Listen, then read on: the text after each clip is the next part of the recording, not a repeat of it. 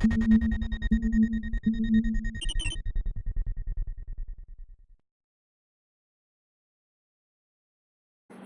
guys, so Ekraft Geeks are back. So today we are going to learn about a monostable multivibrator. As the name implies, has only one stable state.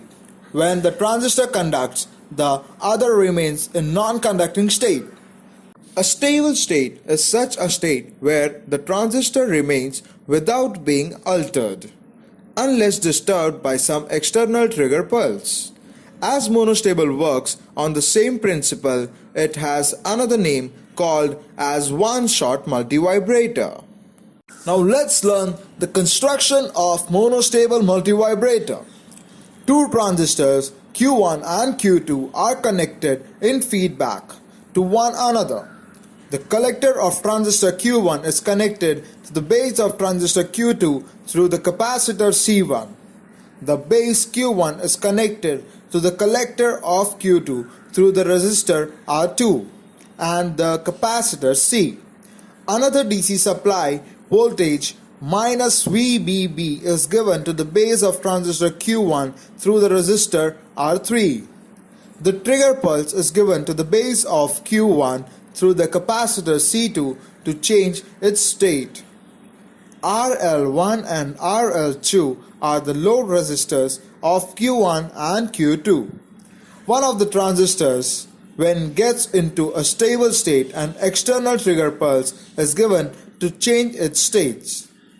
After changing its state, the transistor remains in this quasi-stable state or metastable state for a specific time period, which is determined by the values of RC time constant and gets back to the previous stable state.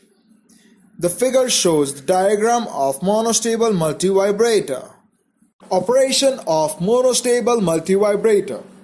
Firstly, when the circuit is switched on, transistor Q1 will be in off state and Q2 will be in on state.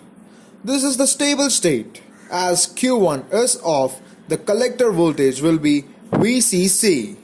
At point A and hence C1 gets charged. A positive trigger pulse applied at the base of transistor Q1 turns the transistor on. This decreases the collector voltage which turns off the transistor Q2. The capacitor C1 starts discharging at this point of time. As the positive voltage from the collector of transistor Q2 gets applied to transistor Q1, it remains in on state. This is the quasi-stable state or metastable state. The transistor Q2 remains in off state until the capacitor C1 discharges completely. After this, transistor Q2 turns on with the voltage applied through the capacitor discharge. This turns on the transistor Q1, which is previous stable state. The output waveform at the collector of Q1 and Q2 along with the trigger input is given. The width of this output pulse depends upon the RC time constant. Hence, it depends on the values of R1, C1. The duration of pulse is given by T is equal to 0.69 multiplied by R1 multiplied by C1. The trigger input will be given for a very short duration, just to initiate the action. This triggers the circuit to change its state from stable state to quasi-stable state, or metastable state or semi-stable state, in which the circuit remains for a short duration. There will be one output pulse for one trigger pulse. Advantages of monostable multivibrator. The advantage of monostable multivibrator are as follows. One trigger pulse is enough. Circuit design is simple. The circuit is inexpensive.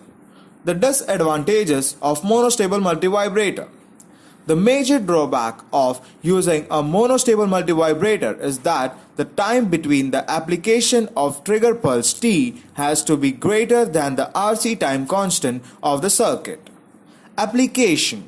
Monostable multivibrator are used in applications such as television circuits, and control system circuits.